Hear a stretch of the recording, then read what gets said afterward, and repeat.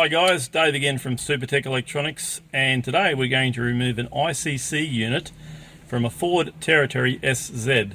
Now the tools you'll need today are a plastic spudger, an 8mm socket, preferably with a long extension, and a Phillips screwdriver.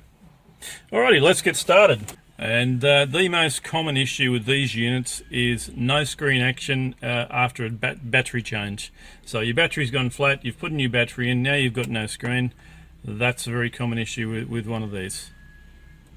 Now the first part we're going to need to remove are these two little plastic cup covers, and that will expose two Phillips head screws, which we're going to remove.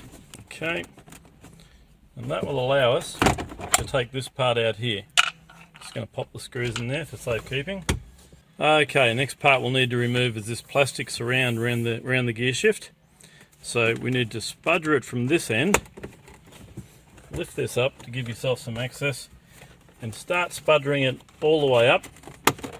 Once we get to this stage, bring the gear shift back because that is going to be in the way.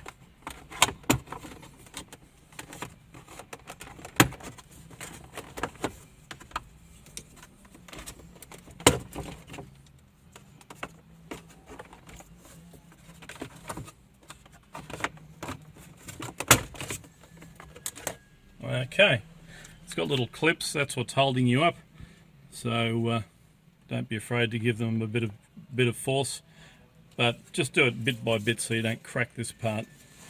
Now we'll put that aside. Okay, next part we need to remove is this part here. It starts getting easier now. Lift that up and like so, and it will have a connector on the back from the cigarette lighter. Unplug that and we can put that aside for the minute as well. Okay, now we have exposed four screws. 1, 2, 3, 4 at the back. These ones on the side are longer than the nose and the back, so don't get them mixed up and put them back in the wrong spot. We're going to remove those. So once you've removed the two long screws and the two shorter ones at the back, now we're going to unplug the aerial. And it's done by pressing that centerpiece in as usual, then pulling it out. Don't pull on the coaxial, pull on the plastic part, not the coaxial. Okay, so we'll need to remove this part here now. Now there's two little access points, one there and one on the side, and that whole thing will pop off. Once again, it's got these clips, nasty clips that hold it very tight. You'll need to put a bit of force behind them.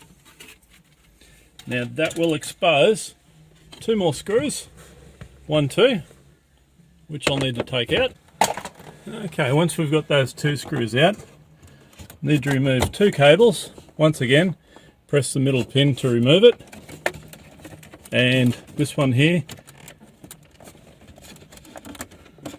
which has a little part there, press on that. And now the whole unit is ready to come out.